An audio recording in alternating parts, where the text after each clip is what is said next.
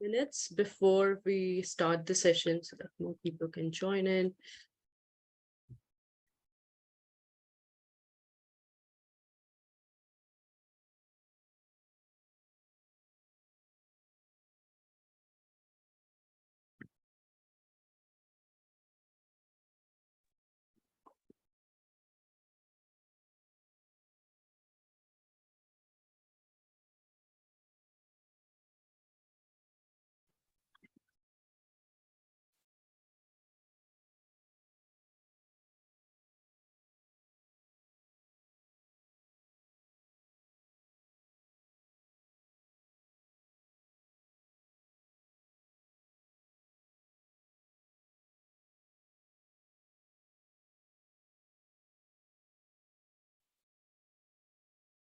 Can I request everyone to please turn on the cameras so that we make it a little bit more interactive?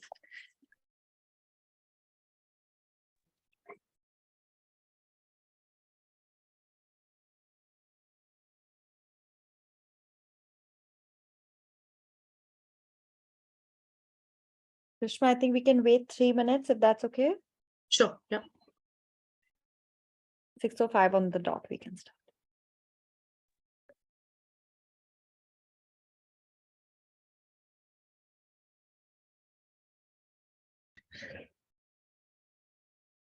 Hello, everyone. So I'm Prishma. I'm Assistant Manager of Undergraduate Services at the Red Pen. This is my 6th year. In 6 years, I've helped a lot of students applying to Canada for various majors, engineering, psychology, business management, even design. So that's why I'm here today to take you through the application process of Canada, different portals, timeline, cost of education, advantages, disadvantages. At any point you have questions, please feel free to ask. Before I start the session, I would just like to know, what do you guys know about Canada? What's the first thing that comes in mind when we say study in Canada? Anyone would like to answer?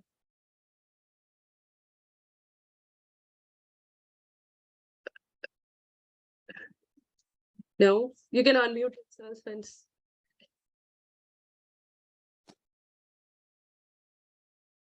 maybe there's a lot of French-speaking regions in Canada, so language barrier maybe? that's right, yeah. You know which region? I don't know particularly. Yeah, so Montreal is French-speaking state, majorly French-speaking state. The universities in that region do offer a lot of English-speaking courses, but locals are, not very much familiar with English. Yeah. Yes, Maria, you would also like to answer? You're on mute. Sorry. So, yeah, my name is Kusai. I'm actually her husband. So my question, my actual quick response is PR. So when you say Canada, okay, my quick response is PR. Yeah. That's absolutely right. It's one of the easiest countries still to get a PR if you want to settle work over there. Even in terms of post-study work visa, still for international students, Indian students, one of the most convenient and sort of still accepting a lot of international students. So definitely, yes. It's one of the factors to consider for Canada for sure. Yeah. Great. Janvi, yes. I just had a question. So universities in Canada, like, would they offer English and French, like in the same university as a language? Or there'd be certain universities which would offer like courses in English and certain in French? So most of the universities that you might have heard of, like UBC, Toronto, which are not in Montreal region, they offer only English language courses. Some of the universities in Montreal might have some courses in French, but most of them are still English.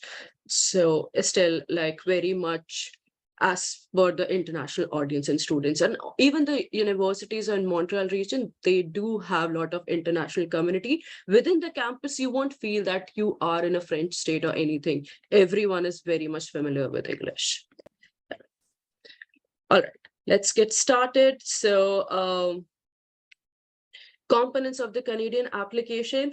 I suppose in a couple of previous webinars, you have seen the process for UK, US. So Canada lies somewhere in between US and UK.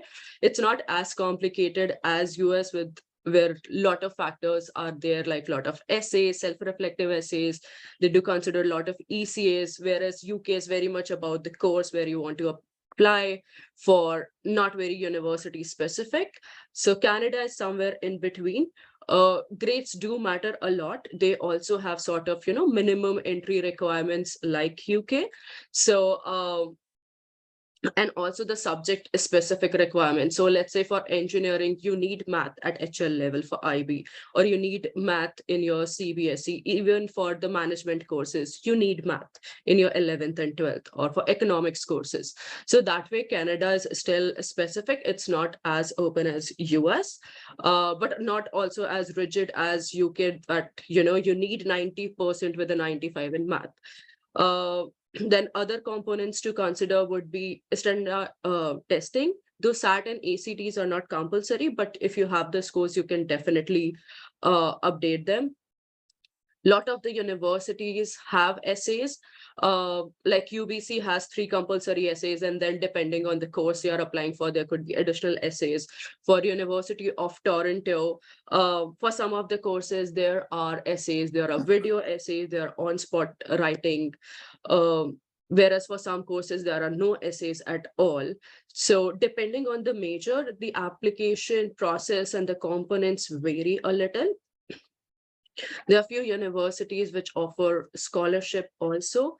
Though again, when it comes to Canada, the scholarships are not as much as like US universities offer, but there are some universities like Toronto where you have to fill out a separate application form. There are some merit-based scholarships where you are considered automatically once you send in the application, but the amount is between $5,000 to $10,000. It's not much. Any questions here about the application components? Letter of recommendations are not mandatory for all of them. They are mostly required if you're applying for the scholarship. Otherwise, as the part of your application, it's not required as such. The UBC does ask for 2 references. So whatever activities that you have listed on the UBC's form, they would ask you to give reference who can confirm those activities on your form. Any questions here? Right, moving on. So some of the popular colleges that we might have heard of: University of British Columbia, which is in British Columbia State. In Ontario, there are a lot of universities: University of Toronto, Ryerson, which is now called Toronto Metropolitan University, University of Waterloo, Huron. Huron College is part of the Western University, so it's like a smaller college within a huge university. York, which is again in Toronto, Queens, Western, McMaster, then Quebec, which is like Montreal region, it's McGill, Concordia. So these are more of little of French speaking ones. Now the application process. So there are a few common platforms. So all the universities that we see here under Ontario, you can apply through a common form that's called OUAC. It's a very basic form with just like your personal details, a little bit about your schools where you have studied, and then you have to select different universities and each program that you're applying within the university. So it's a very, very basic form that you submit. And once you submit that form, each university will get back to you with their own application platform. So it's very important to keep in mind that even though the form is very simple, each university documents, transcripts would vary, like we discussed, like also depending on the course. So each university will get back to you with their own login details, where you'll have to upload your transcripts, your 10th results, your 12th results, your 11th results. So 12th, you can submit your your report cards, you can submit your predicted grades, your 10th final results, and your 11th final results. And some might have essays, some might have interviews, and then English proficiency also. It's a very important factor to keep in mind to take the English proficiency test, because a lot of these universities don't start reviewing your application until you have met all the requirements, including the English proficiency, right? So get it done before you start the OUSC application or any applications in the Canada, also irrespective of which board. It is mandatory, it's required also for your visas. So you can take either TOEFL or IELTS. Another common platform is Educational Planner BC, which is for all the universities within the British Columbia region. So Victoria, Simon Fraser University, UBC. Now here it's little different from OUAC. When it comes to Education Planner, all the essays are also part of the application, though there are no document submission on this portal. Again, once you submit the application through Education Planner, like UBC will get back to you with their own portal where you have to submit the transcripts. Also, when it comes to these universities, you can upload the transcripts from your end, or some of the universities also need official scores. So you'll have to get in touch with your counselor, tell them that you have applied to these universities so they can send out the documents directly to the universities. Then there are some other universities like McGill, Alberta, Calgary, which have their own application platform. So you have to go to the university website, apply to each university independently. Any questions here about the application forms, platforms, components? All right. Rashima, this is Trina. Hi, Sorry. Trina. Yeah, so Yeah. my quick question is, does the STEM BSc versus STEM engineering applications or processes are all same? Yeah, in terms of applications, yes, you still apply through OUAC or Education Planner BC. The components could vary. So like for University of Toronto, once you submit the OUAC application, they'll get back to you with their own engineering portal. Okay, where there will be a few essays, there will be interview questions, there are some additional some activities that you have done as per the engineering. You'll have to update your grades 10th, 11th, 12th separately, versus if you apply for a BSc, like let's say chemistry or a math, there are no essays. Okay, so Right? this is the basic platform firsthand, these are the things, and then the university will come back with the specific ones. Okay, great. Thank you. Absolutely right. Yeah. And also, so when it comes to these universities, some of them have different campuses. Like University of Toronto has 3 campuses. So St. George, Scarborough, Mississauga. So on the portal that you receive, there will be separate components for each campus also. So there could be like, even if you apply, let's say you have applied for engineering at St. George, those components could be different from the Scarborough campus. So you'll have to fill out all the listed forms and applications for each campus and each course that you have applied for. Okay, next. Thank you.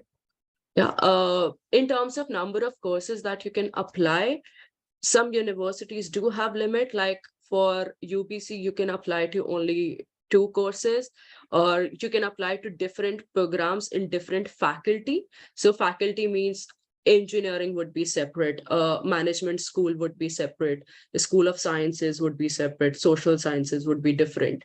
So you can apply to the Faculty of Sciences and only one program within that. But you can apply to a Faculty of Sciences and Faculty of Social Sciences at the same time. Okay, yeah. Okay, thanks.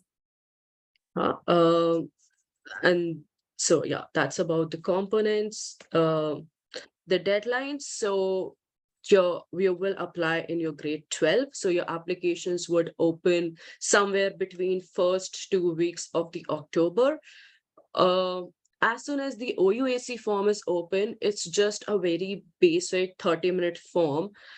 get it out of your way, because then universities take at least couple of weeks to get back with their own portals.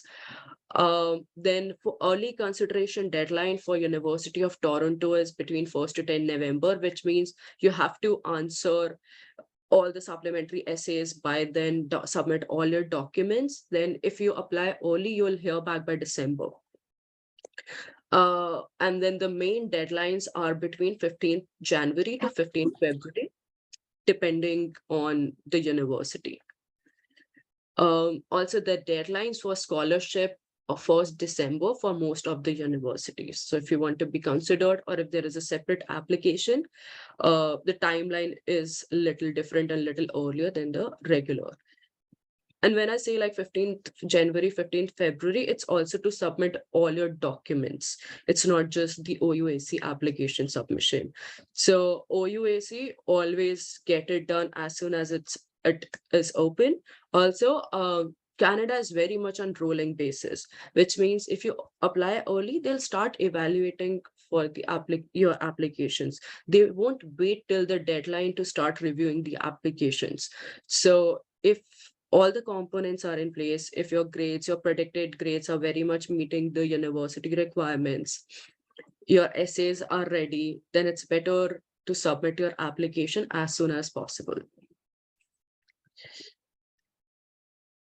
Now, the cost of education, Canada is definitely a little cheaper than US. Again, though 4 years of education, social sciences or humanities courses are a little bit more cheaper than science, engineering, and management.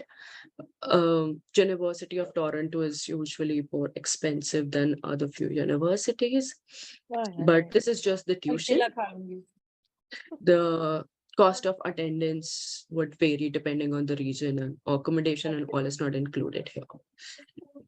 क्या टूटा वो तो नहीं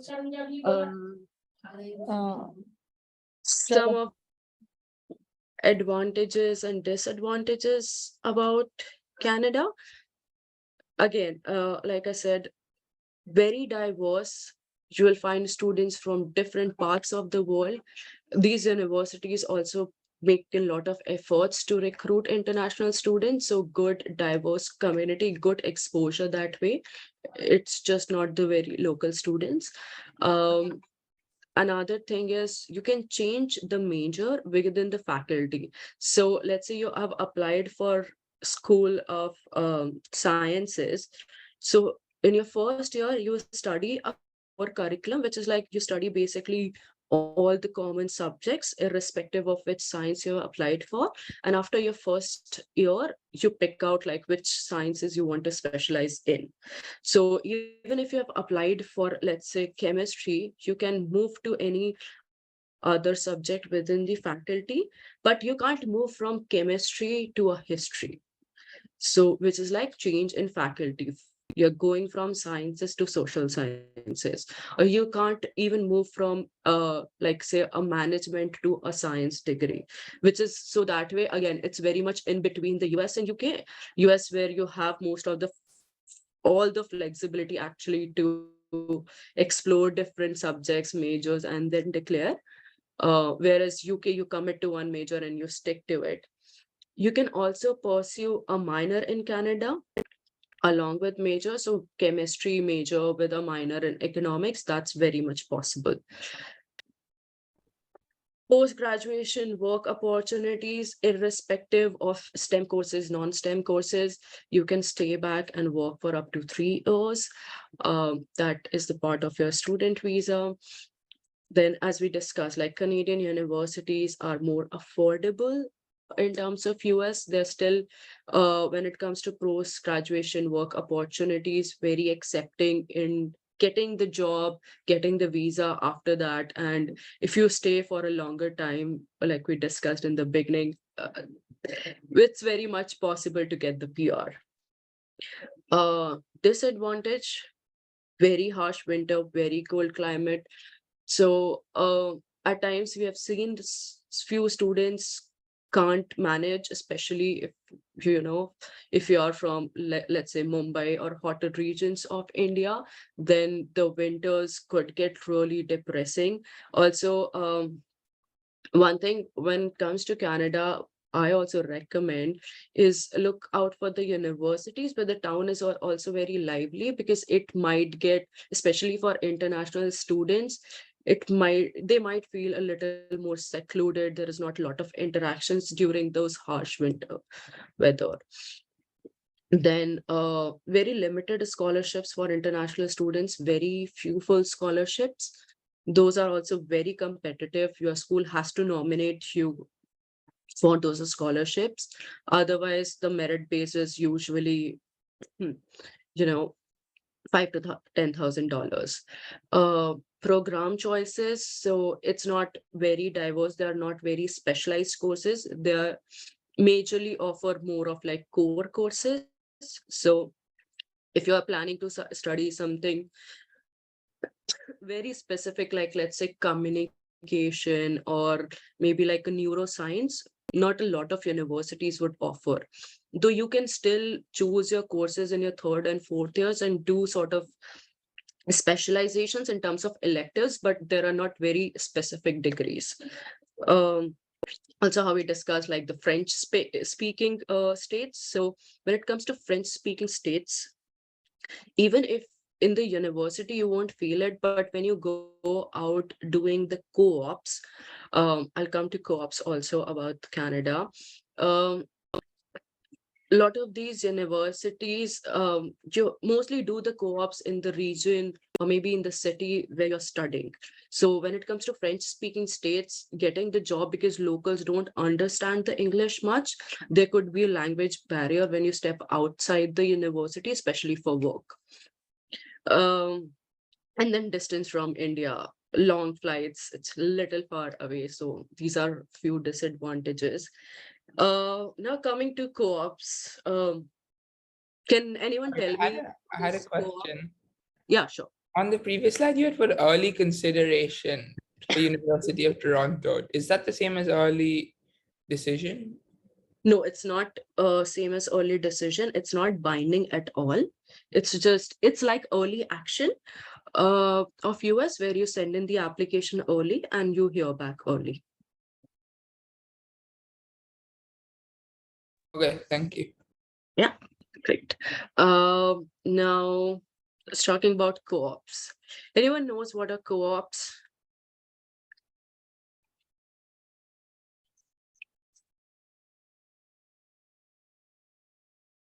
So it's basically like internships, but part of the curriculum. So a lot of universities, including UBC, McGill, McMaster, there are a lot of courses where co-op is a mandatory part of your course.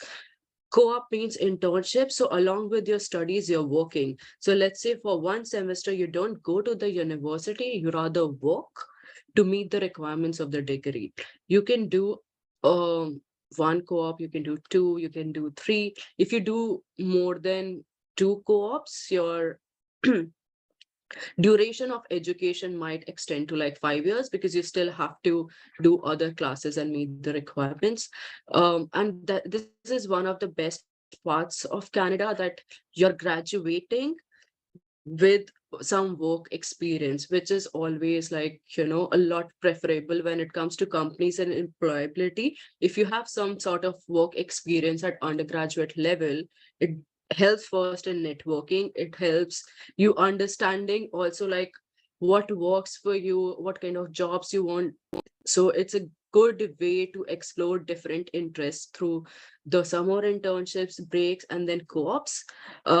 If you're doing really well in your co-ops, the companies might also give you like, a permanent job offer that you can join once you're done with your studies. And there are no restrictions in terms of working hours. So as an international student in Canada, along with your education, you can work outside for 20 hours per week. But during co-op, this restriction is not there. You can work full time for that one semester or 3 months.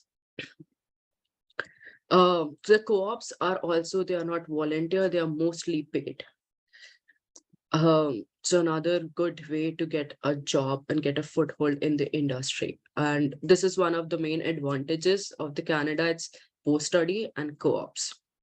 But also, while shortlisting the universities, the courses, make sure you check, because not all the universities offer co-ops, and not all the programs. So like University of Toronto, at St. George, most of the programs don't have co-ops, though St. George is one of their main campuses. Whereas the Scarborough, which is little outside main Toronto city, offers co-op for most of their programs. So again, university and course specific. Any questions about co-ops? All right. So case study. This is one of our student who applied for business. When it comes to business, it is one of the most difficult program, along with health sciences, engineering, and computer science at any Canadian university. Also, one of the most rigorous when it comes to the application component. So, this a student, they had, as you can see, like uh, English, bio, economics, math. The grades were really good. So for IB student, when it comes to like Toronto and British Columbia, you need like a 38 plus. Uh, for CBSE students, you need like a 90 plus in your predicteds and also your midterms to be even considered for these courses. And the application components would be like, you write an essay, there will be an online interview. You will also have to write the essays online on spot. And then based on your overall, and they also want to see a lot of leadership. So if you're looking at management in terms of your extracurricular activities, you need to have a lot related to management. Also a lot showing your leadership skills. So any initiatives, it doesn't have to be only related to business. You could take any kind of initiative. So this student of mine had done a lot in terms of hosting events in the school, right? And initiated, like those events were not held earlier. They hosted different schools together at their campus. So like a school event, school fair, where different schools were coming in. There were different sections she organized, some related to psychology, dance, music. So these things, and she was managing like a team of 50 students. So these are like leadership qualities that these universities value a lot for management course.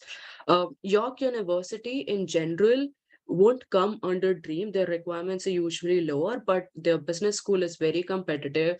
They send you a document where you just have to talk about 5 activities where you have demonstrated leadership skill. So leadership when it comes to business management course is very important. This one was admitted at York. She wasn't admitted at Rotman and UPC, even though the grades were really good. Like I said, like very competitive universities, and then was admitted to the targets and the safeties. Another one is for psychology. Also, when it comes to Canada, there is a difference when it comes to BA and BSc. Your subject requirements will also vary. Your requirements in terms of grades would also vary. So this student applied for a BA psychology. That's why she doesn't have sciences, and it's fine. If you're applying for a BSc psychology, you will need sciences, like you need math, you need one of the biochem or physics. So a lot of these universities, when you're selecting the course, again, keep in mind whether you're looking at BA or BSc. Also, in terms of grades, if a BSc, let's say, requires 90%, a BA would require somewhere around 80-85%. all the universities, Waterloo, McMaster, Toronto has different BA, BSc programs for the same major.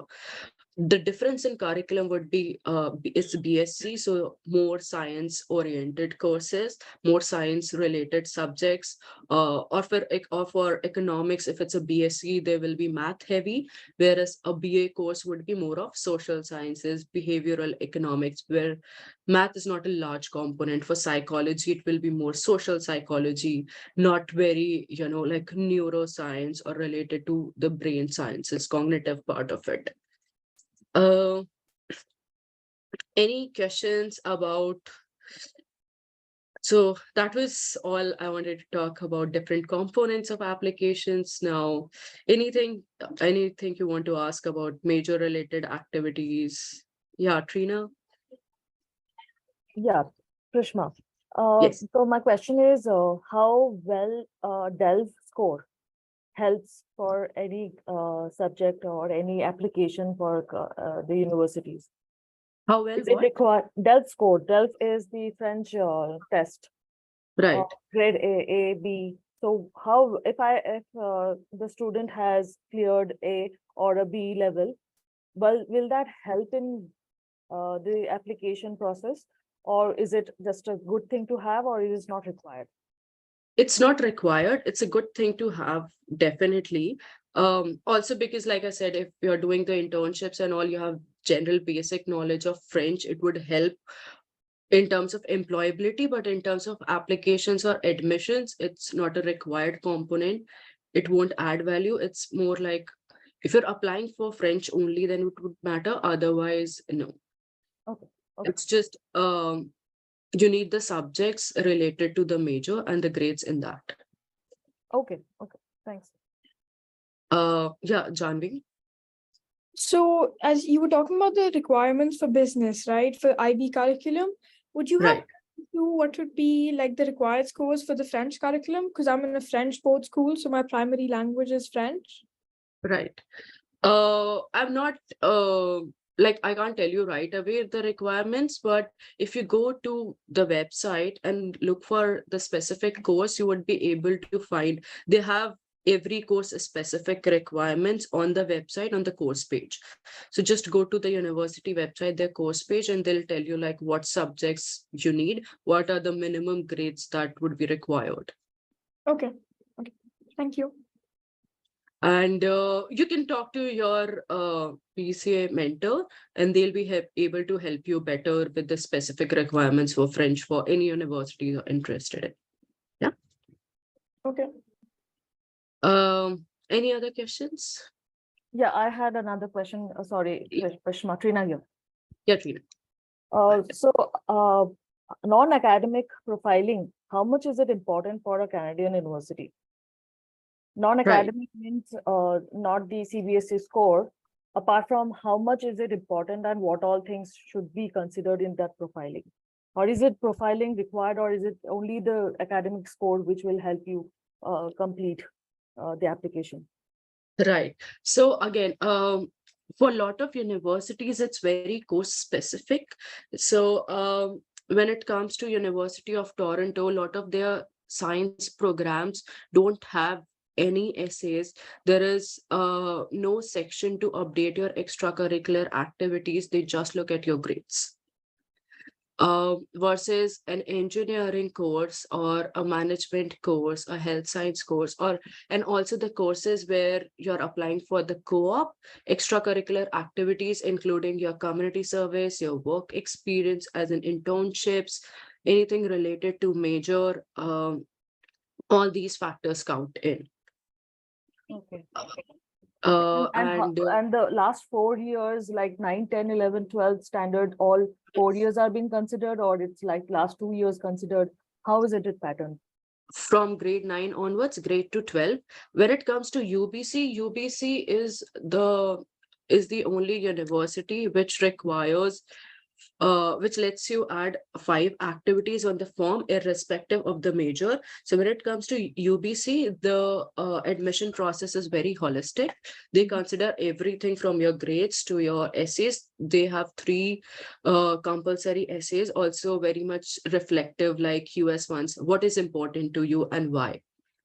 And then you can update up to 5 activities. You have to describe your extracurricular activities. Also, there is another different essay prompt where you have to give in the details. So if you're looking at UBC, a very holistic, strong profile, including your academics, non-academics, all your extracurriculars, leadership, everything counts. For other universities, very much course specific. Waterloo has one essay where you have to talk about why this major, why Waterloo. So again, you need activities related to major. So if you're looking at Canada, definitely have at least a few activities, co-curricular activities related to the major. That will help you with Waterloo. There are why major, why college sort of essay, which is a part of sometimes York application, also sometimes University of Toronto. So yeah, it's better to have those activities. Okay, thanks, Prashma. Janveshi. Yeah, so I wanted to know how exactly is the work-life balance over there, in the sense not only just like extracurricular and academic versus academic life, but also in terms of working. How flexible are universities? Because my brother studies at Humber and he is college for 3 days, and the remaining days he goes to work. So is that the same for all colleges, or does it vary college to college? Work as in like for co-ops, are you talking? Yeah. Yeah, it depends from college to college, but it's mostly the whole semester you're not going to the university and you're just working, because it's not not all the time your work will be in the same city. Like let's say you're at Huron, which is not in a big city, you might not find any jobs over there, you will have to move to another city, right? So that time you're not going to college at all, you're just working. All right. Thank you. For undergrad, it's that, yeah, full-time work and full-time studies. Yeah, I have Any- a question. Yeah, Yeah. so when you say that the co-ops, so then does the university get you that placement for the internship, or how does it work? Not exactly. So abroad, it's not very much like India, where universities come on campus to recruit you, be it for internships or jobs. They will give you all the resources, openings, they'll help you with the resume, but you have to apply on your own, go through the whole process to secure how you apply for a normal job out of the placements. That's how you go about the process there also. No, so then how can they combine like how can a co-op be there, in the sense that what if the child doesn't get placed, I mean, for whatever reason, because this is a part of the course, right? So do they Right. have tie-ups or something?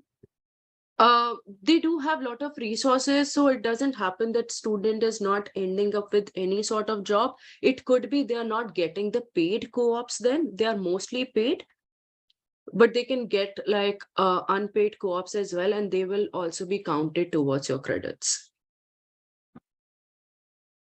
Okay. Yeah.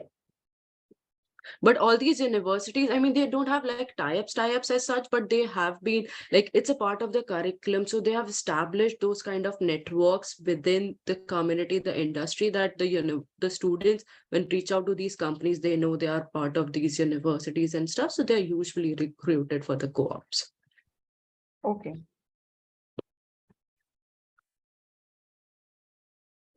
Any more questions? Had a question related to, if you do internships like during high school, would that count towards your college application, or would that not matter?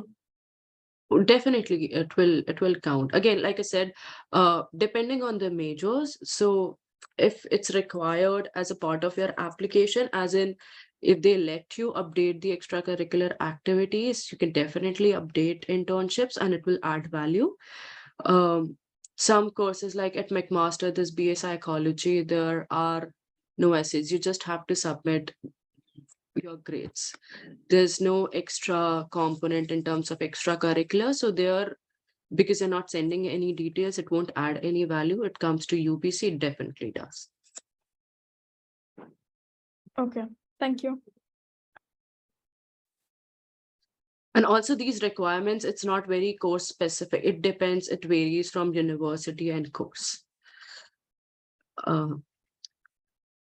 Neha, you want to ask something? So, It's a webinar.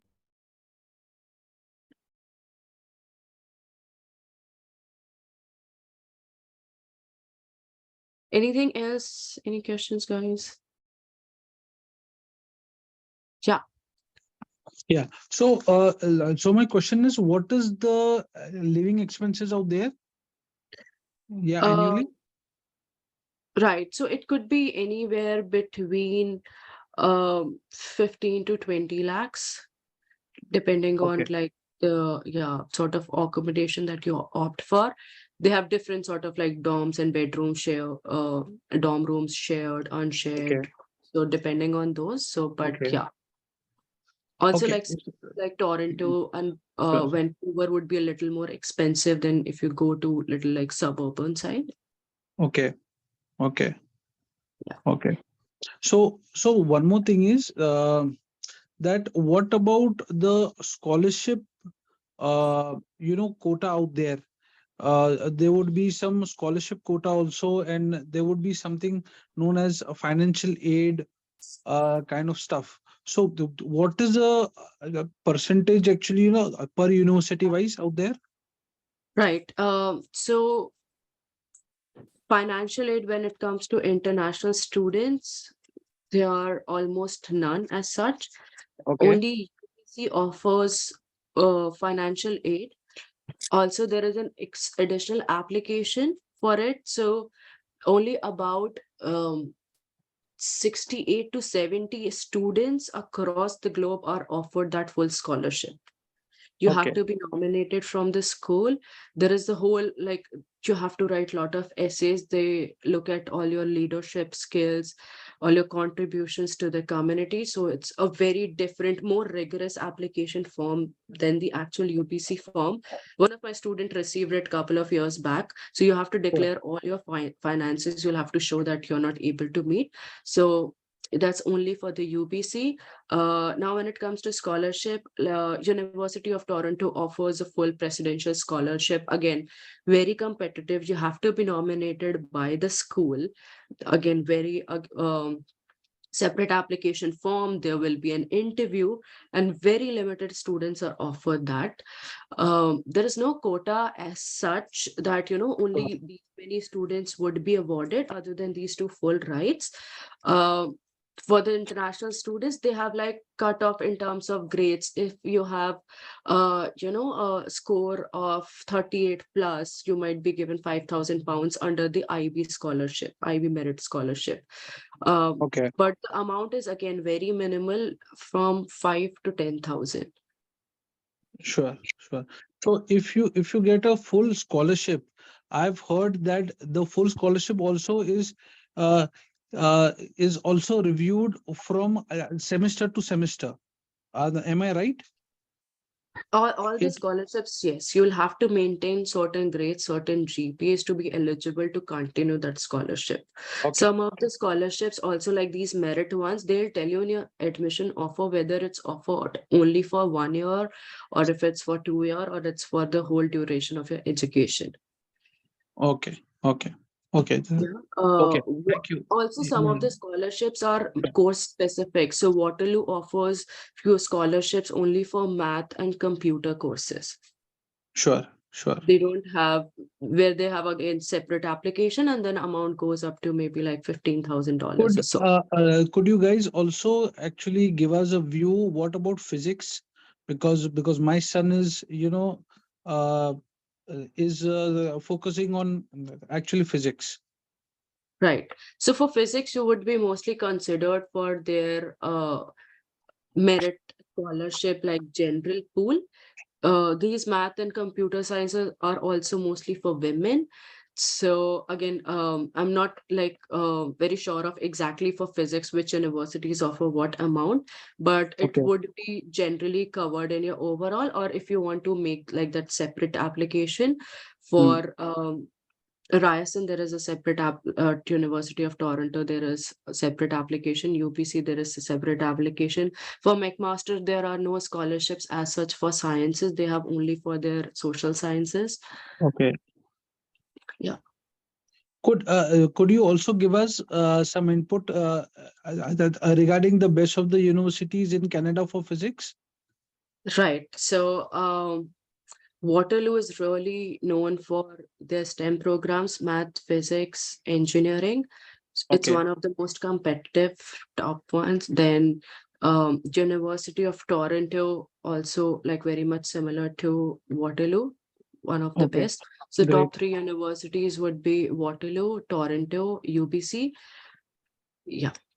And then second league would be like McMaster, Queen.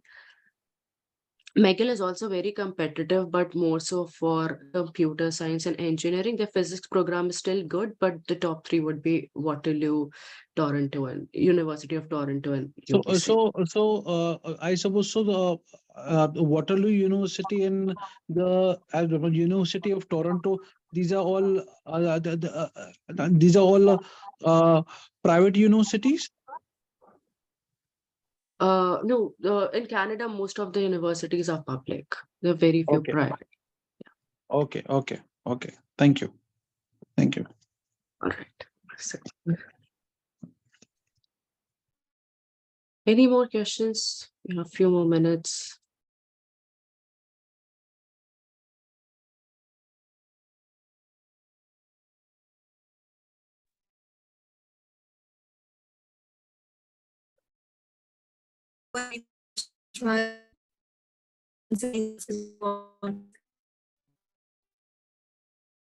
Hello.